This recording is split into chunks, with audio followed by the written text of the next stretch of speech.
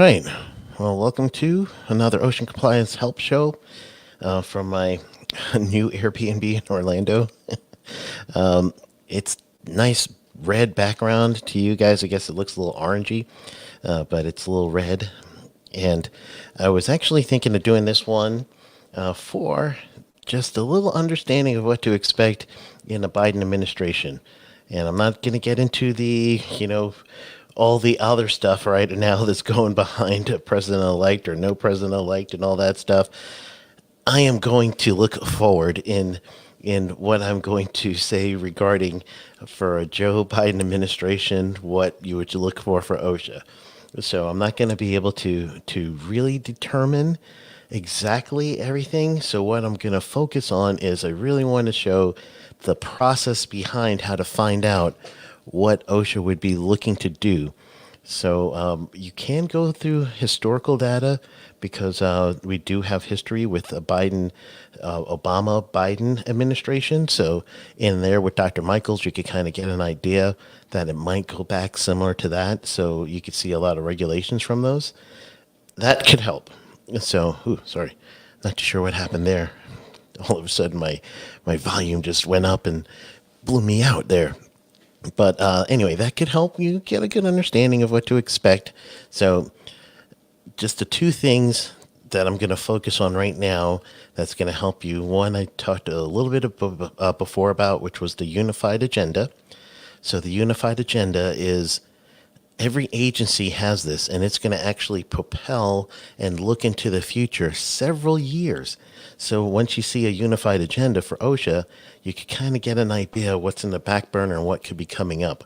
And then the second thing I'm going to look at, and that's going to be for pretty much an understanding of where the money's going.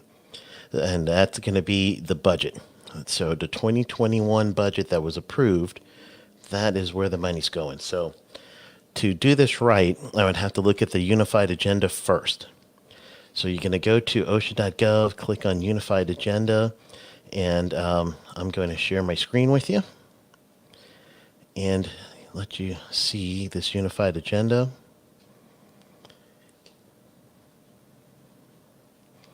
And it's usually broken up into a certain amount of different. There's the budget. Hold that right there. The agenda. Looking on the left side, you're going to see DOL OSHA. So that's where I'm looking at, the DOL OSHA side. And I do see Tom Dye saying COVID-19 safety rules for sure right away. So as far as future of OSHA, yes, absolutely, we could say that is probably going to be one of the first things that we're doing. Angel Ortiz is also saying for sure COVID-19 regulations and PPE fit testing. So yes, and OSHA is actually starting to regulate that right now. So looking at the uniform agenda, first thing you're going to figure out is under the Department of Labor, pre-rule stage is usually out 2 years out. Proposed rule stage is a year and a half to a year out. Final rule stage is being transitioned, so within the year normally.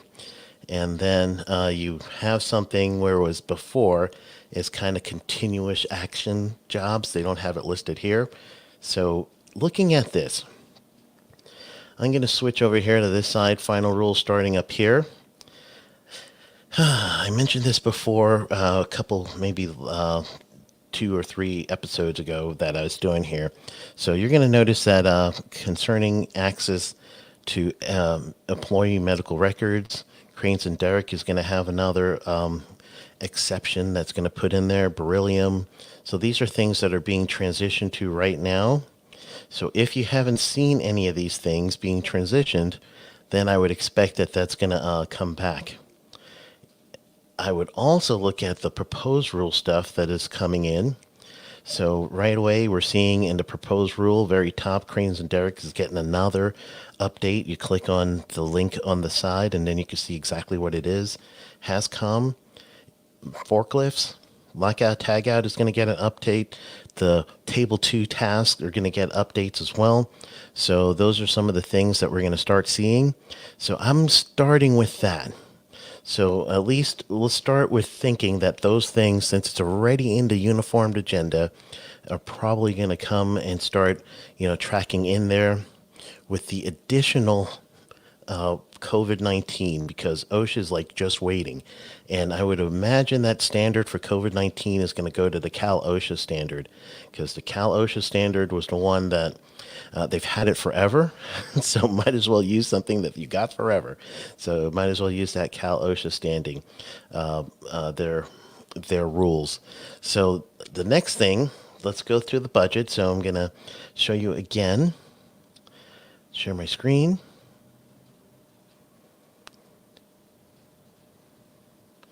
I think I'll find that tab somewhere. There we go.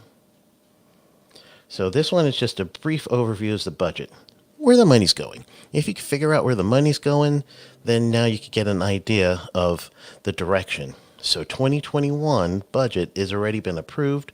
So this is what they're going to be looking for. So to understand the budget, you have to know that they put what's called FTEs in there, full-time equivalent hours. So someone working a 40-hour work week, they may be assigned to this project. So you have to put their hours that they're assigned at, and that's how they look at it, FTE hours. So I'm going to go to the overview first. So I'm scrolling a little quick, but this is going to give me just a quick little peek at history right now for what's happening with OSHA through the finances, the money. So I'm going to scroll down. It is going to show me first that 2019, 2020, and 2021. So standards, I'm looking really at FTEs. Amount, yeah, but it's 65 STEs, full-time equivalent hours in 2019. They just went up in 2020, and then it's supposed to stay the same in 2021. So that means the activity for writing standards may not actually change much right now because of the budget. They're not putting any more full-time equivalent hours. So you look at that uniformed agenda, everything that's in the final rule stages should probably go ahead and finish up, but then they might address one or two in the pre-rule stage once they drop off one of the final rule stage ones and push that along the way. You'll see it, open comment period will start opening up for you to talk and say, hey, I like this, I don't like that. However you work that thing out, OSHA then is going to truly listen to that.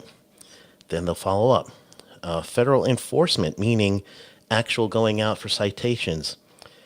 1,293 full-time equivalent hours in 2019, 2020 went up slightly to 1,363. 2021 is staying at 1,363. So the 0 full-time equivalent hours that you're seeing there, that means to me that right now OSHA is not planning on doing more enforcement. However, if we're going to track history from the past, I would imagine that this budget item here is probably going to end up being switched for the full-time equivalent hours, whatever activities they're doing now, so it doesn't increase the FTEs, but the emphasis will change. So they'll probably put the emphasis in things that have been lagging, such as COVID, like you guys mentioned in the chat room. And if you want to put anything in the chat, go ahead. I'll take a look at that too. And I believe it's going to be a switching from one to the other. So the emphasis will be different, but I don't think they're going to change the FTEs. And sometimes they increase or decrease FTEs later on, and you won't see that till the end of the fiscal year, though.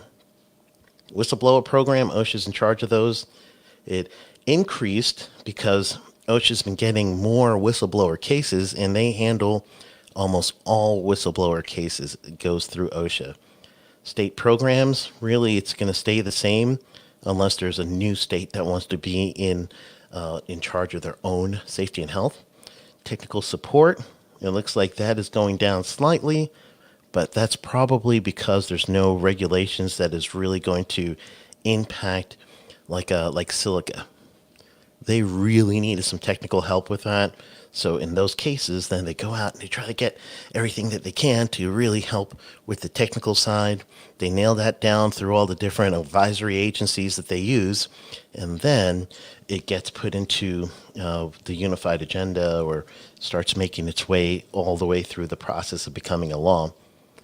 Compliance assistance federally, so it looks like it's going up slightly in the FTEs, and those assistant programs are VPP style programs. SHARPS program, VPP is Voluntary Protection Program. SHARPS is Safety and Health Achievement Recognition Program. So those are probably going to start going up a little. And compliance assistance can also be some of the safety stand down days that they do. That's included in this as well. State consultations, that's up to the state, so OSHA is just going to keep their matching like they always do. Training grants, that's the Susan Harwood grants. They always say zero, but there's politicians out there that love the Harwood grant, so even though it says zero, it's never going away. It's going to get them reelected. So you'll see again in the spring the announcement that the Susan Harwood materials come in because those politicians need to get reelected. So even though it's not in the budget, don't worry. It always, always, always comes back for those reasons. Health and safety statistics, that's all the stuff that they go into to learn what's happening so that they can start making adjustments and changes. It's going down in the FTEs right now for that. I don't know if it's going to be changing from one side to the next, meaning that they're going to focus on other statistics. But that data and statistics page is awesome. You really should check that one out. And then the very last thing is executive direction. It gone down in 2019. It's 24 and staying the same. So as I'm looking at this, and I'm really looking at the FTEs, it is practically stagnant.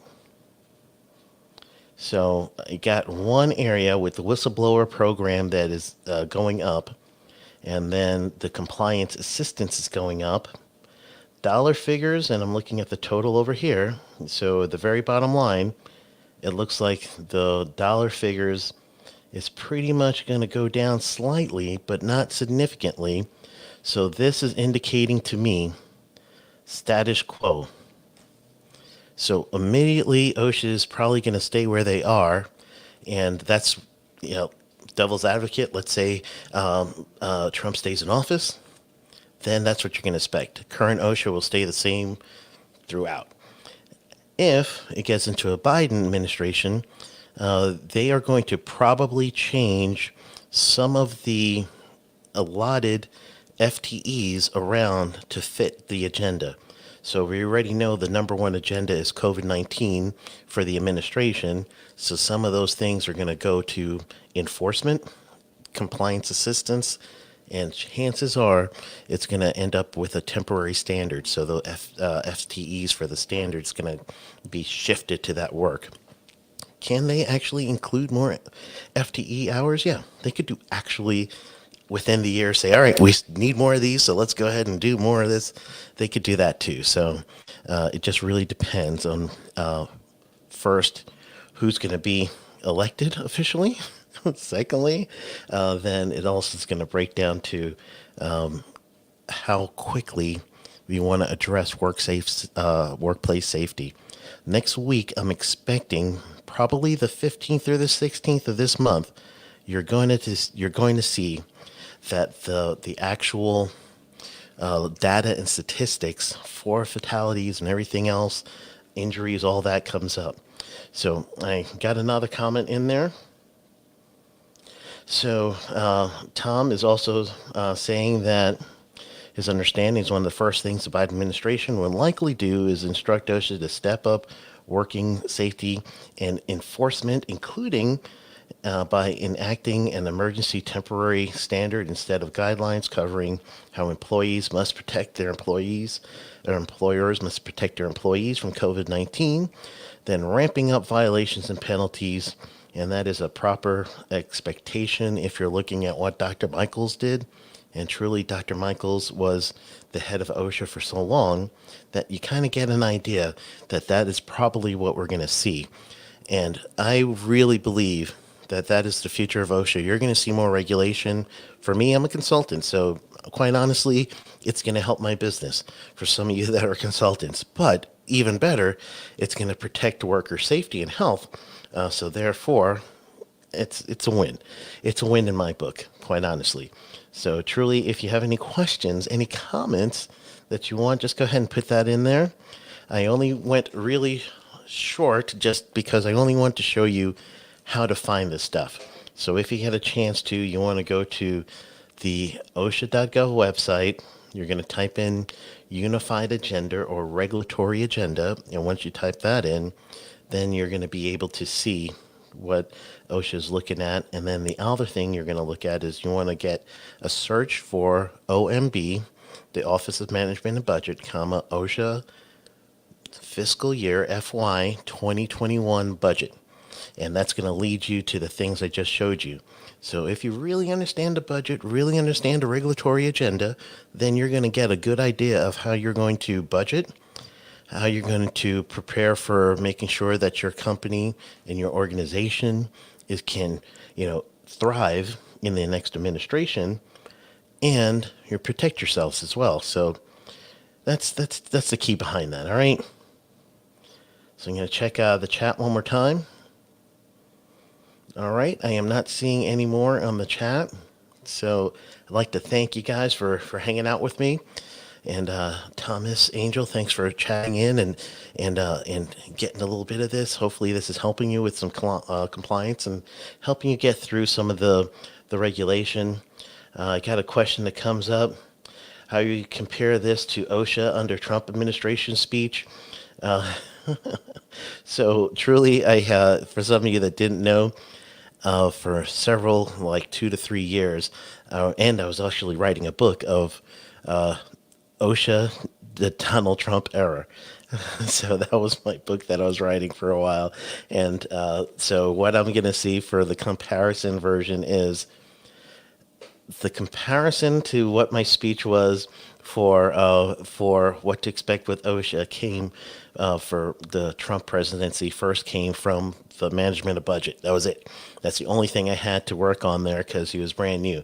However, Joe Biden as president has a track record, and the track record will come from the administration that he had with Obama. So with President Obama, Joe Biden, the OSHA that was leading them was enforcement driven. Yes, I agree that that was what they're doing, but they're also within that administration, they really did a lot of cleaning up on some of the things that were lacking and missing. So such as Subpart D in general industry, which is the walking and working surface. That thing's a completely different. It's more comprehensive, and it's going to be more protective to the workers. So the comparison to my speech from, Donald Trump versus Joe Biden is I got a little history with Biden and that administration through his time with President Obama. He can put a spin on things and try to be, moderate. And then traditionally speaking, if you're Republican or a Republican administration, regulation isn't going to be, too high. It's going to be, status quo is best. And if a Democrat administration, they do a little bit stronger with actual regulation. So, and we do know that Dr. Michaels even went as far as saying he liked a policy of shaming. And the policy of shaming, and that's in one of his, you could go in OSHA.gov and you could see everything that was written during that time. The policy of shaming is this. It's kind of like your reviews, right? So whenever you're looking for a restaurant and you want to see, should we go here? Should we go there?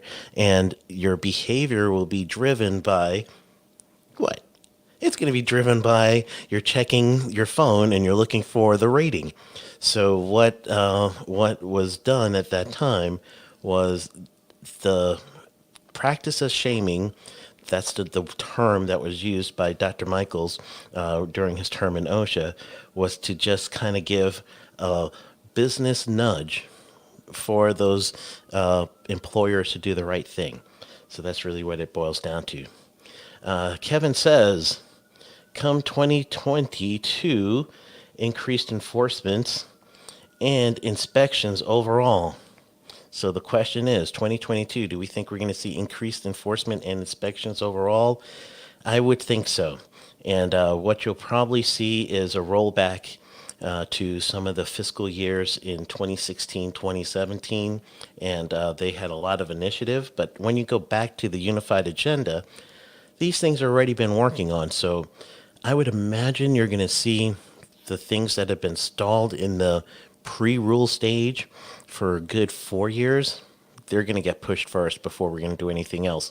So chances are you go back to that unified agenda, you really hone in on what is going to matter to you in the pre-rule stage, then go ahead and start budgeting towards that.